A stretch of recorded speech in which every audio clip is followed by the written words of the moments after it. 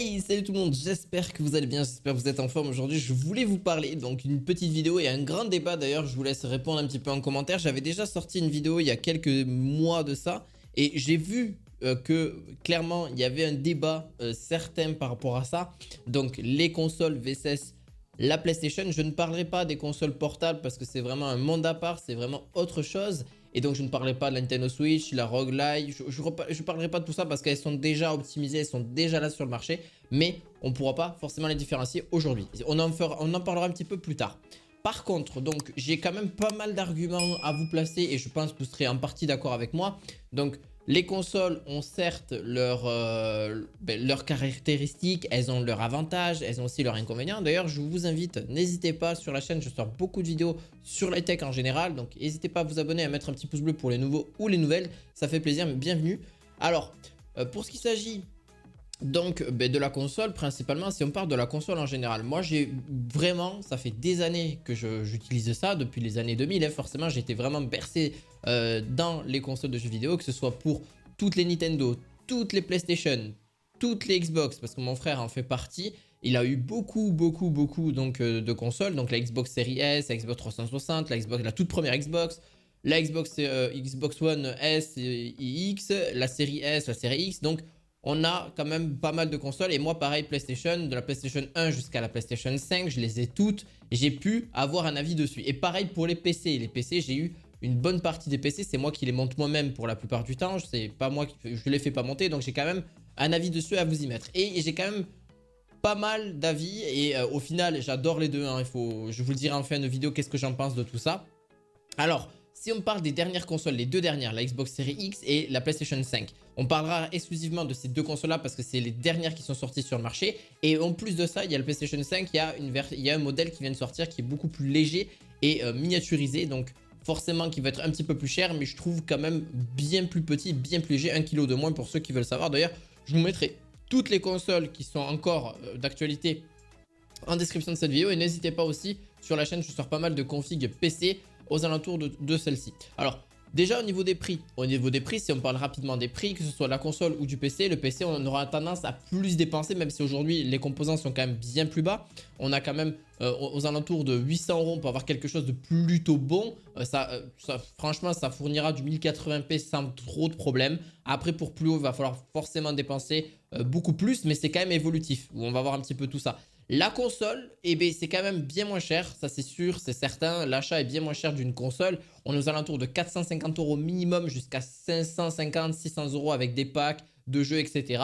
Là-dessus, c'est pas mal. Alors, on peut parler aussi que quand même le prix d'une console peut relativement monter, que ce soit si vous voulez avoir des accessoires supplémentaires. Donc, si vous voulez avoir... si on parle des accessoires aussi sur PC, ça peut monter aussi le chiffre, hein, c'est logique, un écran, un clavier, une souris, une caméra, un micro, voilà, ça peut être pareil aussi pour une console, le micro, voilà, les caméras, parce que oui, il en existe sur la PlayStation. Vous pouvez aussi avoir la petite télécommande, bon ça c'est vraiment optionnel, hein, jusque là c'est optionnel. Mais si on parle juste des jeux vidéo, donc on a un côté où c'est version numérique et on a un côté où c'est version physique, encore, même si je pense dans quelques années ça n'existera plus malheureusement. Malheureusement oui. Même si je suis encore très attaché au physique, j'adore moi avoir dans la main et même que ce soit le Blu-ray, même le Blu-ray malheureusement au niveau des DVD ça n'existera presque plus non plus, ça va être digitalisé un maximum, malheureusement là-dessus on ne pourra pas forcément y faire grand chose. Alors au niveau déjà même des jeux, les jeux sur console sont quand même relativement chers, je vous parle des derniers jeux qui sortent généralement sur PlayStation 5 sont relativement chers, donc on n'a pas une réduction de prix tout de suite. Ça arrivera dans les quelques semaines, par exemple Assassin's Creed Mirage, alors il est sur PC et il est aussi sur console. On peut voir que déjà même sur PC vous pouvez l'avoir sur Instant Gaming par exemple, c'est vraiment l'avantage d'Instant Gaming, c'est qu'on peut l'avoir moins cher.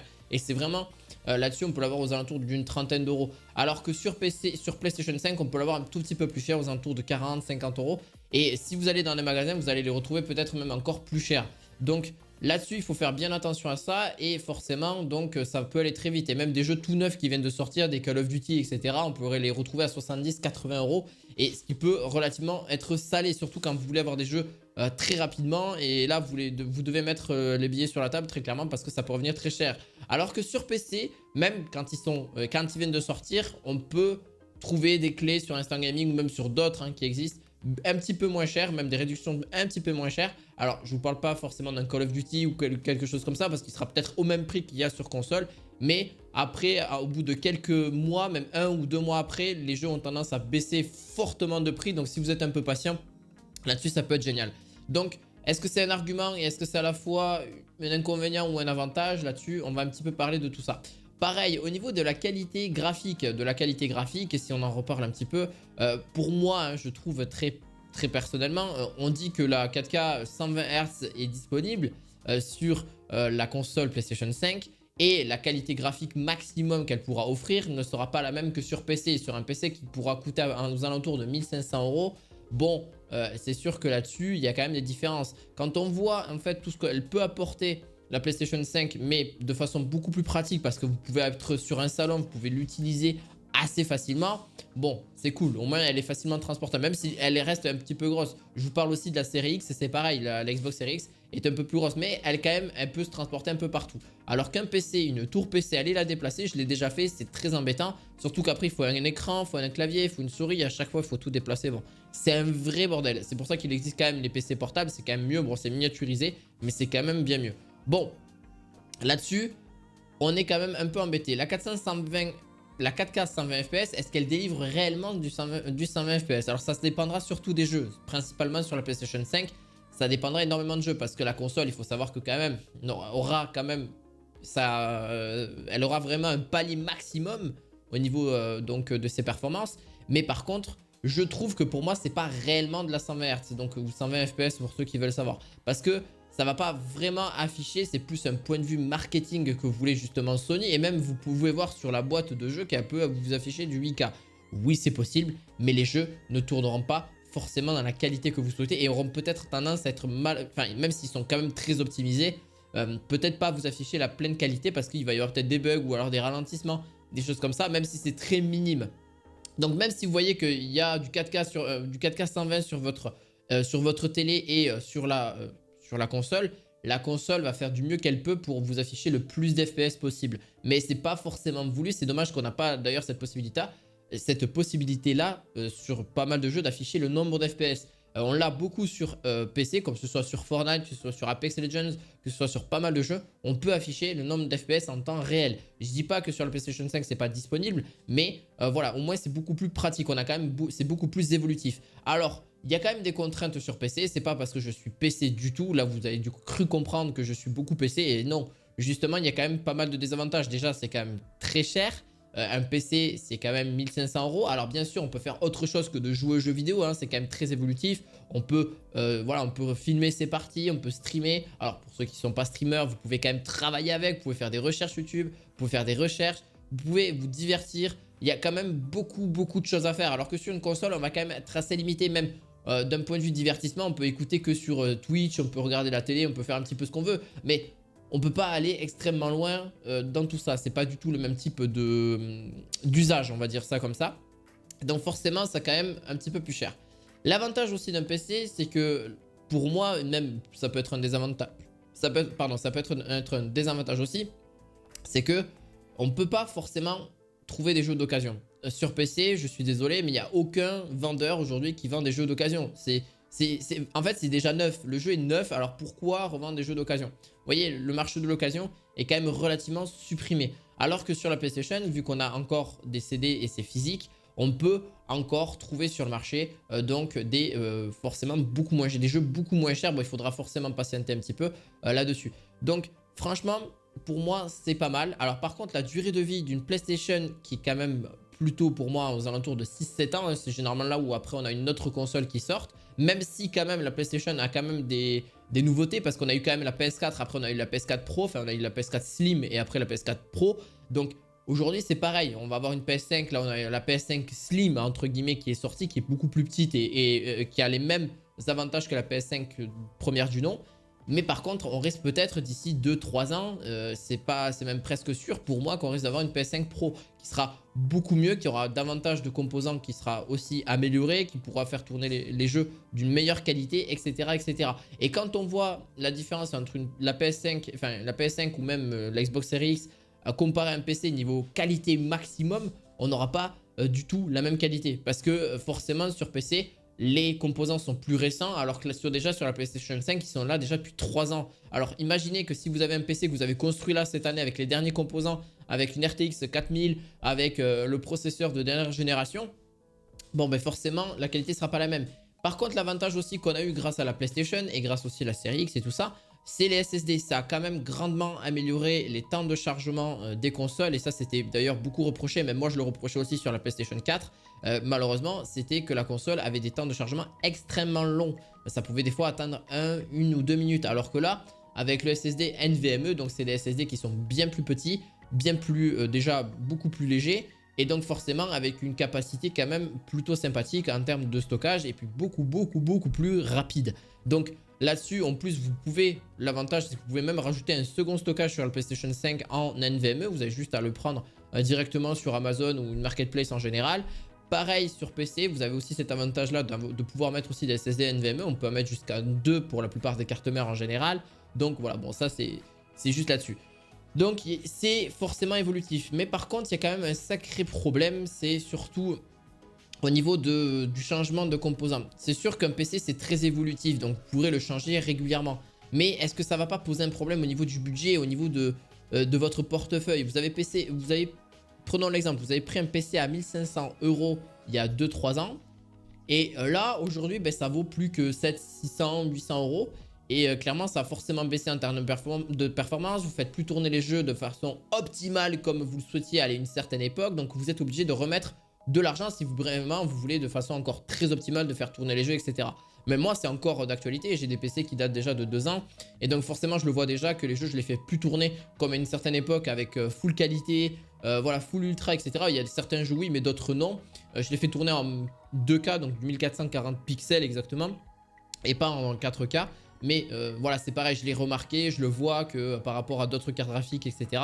Donc je me dis, est-ce que réellement je dois changer mes composants, etc. Non, voilà, je suis pas à garder à chaque fois. Je suis pas comme pour ceux qui ont le dernier iPhone et qui veulent tout le temps le dernier iPhone pour les nouveautés, pour le nouvel appareil photo, etc. Non, je suis pas vraiment comme ça. Je préfère attendre 2, 3, 4, 5 ans pour changer, enfin plus 4, 5 ans pour changer mon ordinateur, à part s'il y a vraiment un pépin là-dessus. Alors qu'une PlayStation 5, les développeurs, que ce soit développeurs de jeux vidéo, développeurs de tout, enfin, vous l'avez compris, ils feront en sorte d'optimiser le jeu au niveau de sa console. On peut même le voir sur, rapidement, je fais une parenthèse sur ça, mais on peut le voir très clairement sur la Nintendo Switch. On voit qu'il y a énormément de jeux qui sont sortis, certes, malheureusement, au dépendant de la qualité du jeu. Hein. Forcément, on voit que la qualité du jeu n'est pas du tout...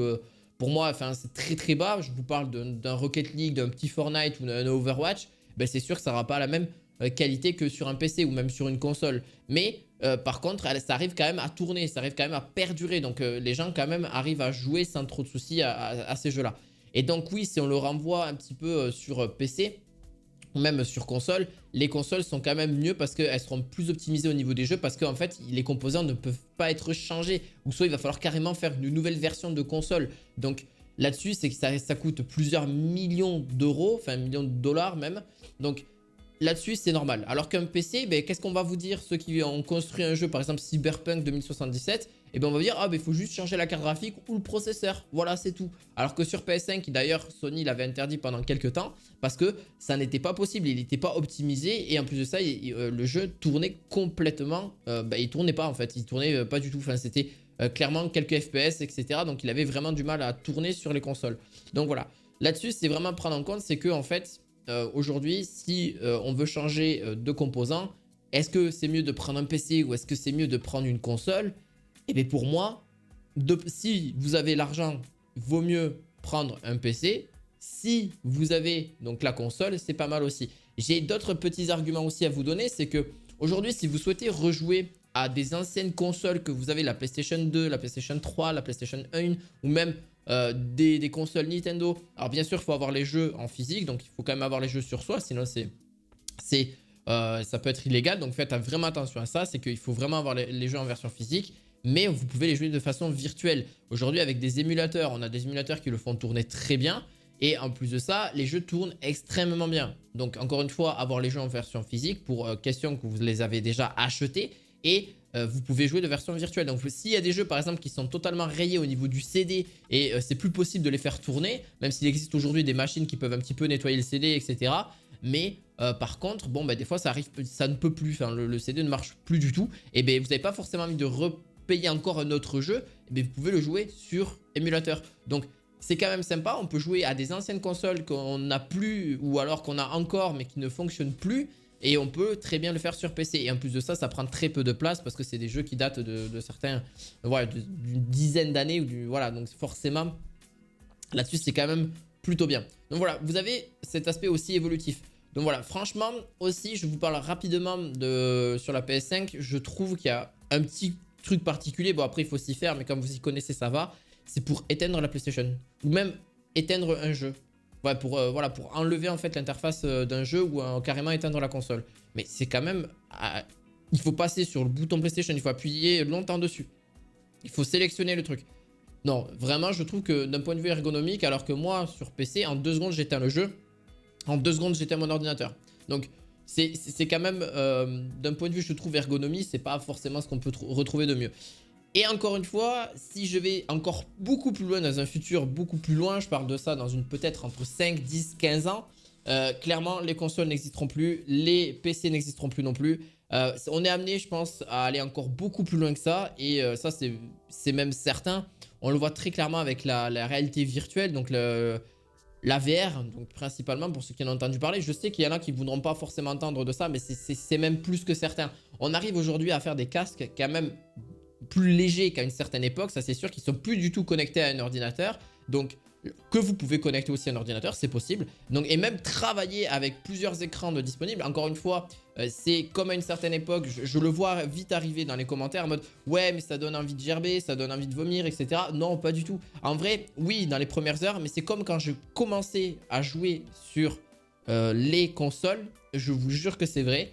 J'avais pareil, j'avais exactement ce même sentiment de, voilà, de vomissement, etc.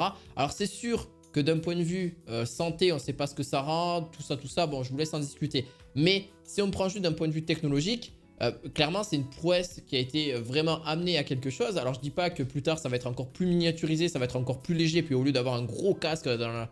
voilà, puis on a aussi l'écran à 2 cm, donc bah là, c'est vraiment 2 cm de ses yeux. Donc je peux comprendre qu'éventuellement, c'est pas forcément bon.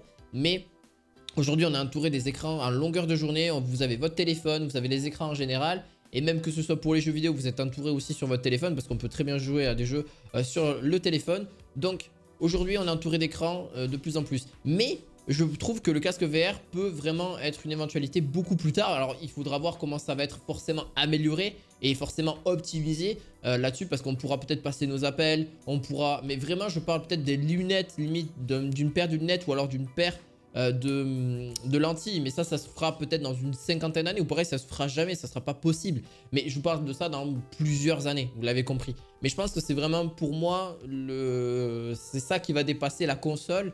Parce que la console, on commence à être full virtualisé. Pareil pour PC, c'est full virtualisé de plein de choses. C'est full digital. Donc, est-ce qu'aujourd'hui, les consoles seront nécessaires alors que le PC peut faire aussi bien que finalement les consoles? Voilà. Donc, ça sera peut-être sur le prix, ça sera forcément moins cher, c'est sûr. Mais si tant qu'à faire, moi, je dois payer des jeux en virtuel. Surtout que quand vous voyez, et je m'arrêterai là, quand vous voyez les jeux exclusifs PlayStation, vous dites, mais ils sortiront jamais sur PC. Ah ben non, ça s'est démocratisé depuis 2-3 ans, ça y est, on a God of War, on a Spider-Man qui est sorti, même si c'est pas les nouveaux hein, qui sont sortis, mais on a quand même de plus en plus d'exclusivité PlayStation qui sort sur PC. Donc, est-ce qu'aujourd'hui, certes, il faut attendre 3, 4, 5, 6 ans, c'est sûr que c'est plutôt long, hein, il faut être d'accord, mais peut-être que ça sera plus rapide dans le futur.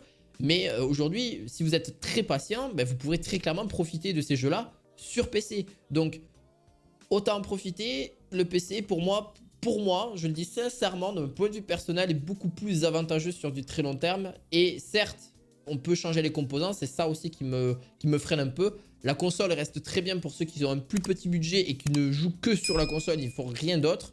Ok, là c'est ok. Mais bon, voilà. J'espère en tout cas que cette vidéo vous aura plu. Je vous dis à très bientôt et on se retrouve très bientôt pour de nouvelles vidéos high-tech. À la fois prochaine, ciao ciao.